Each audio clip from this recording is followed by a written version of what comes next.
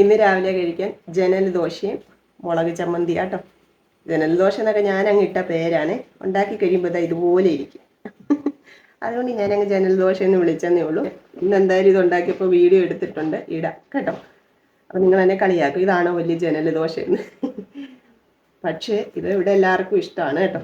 എനിക്കും ഇഷ്ടമാണ്, എളുപ്പമുണ്ട്. അതുകൊണ്ട് ഞാൻ ഇടയ്ക്കൊക്കെ ഉണ്ടാക്കാറുണ്ട്. മടിയൊക്കെ ഉള്ള ദിവസം, അല്ലെ വയ്യാഴിയൊക്കെ ഉള്ള ദിവസം ഇതൊക്കെ ഉണ്ടാക്കി അങ്ങോട്ട് കഴിക്കും.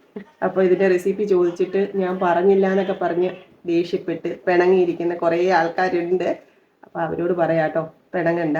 ഇതിനകത്ത് വലിയ സംഭവമൊന്നും ഇല്ലാത്തതുകൊണ്ട് ഞാൻ പറഞ്ഞില്ല എന്നേ ഉള്ളൂ കേട്ടോ. ചൂടോടെ കഴിക്കണം, തണുത്ത് കഴിഞ്ഞാൽ പഞ്ഞി പോലെ ആയി പോകും കേട്ടോ.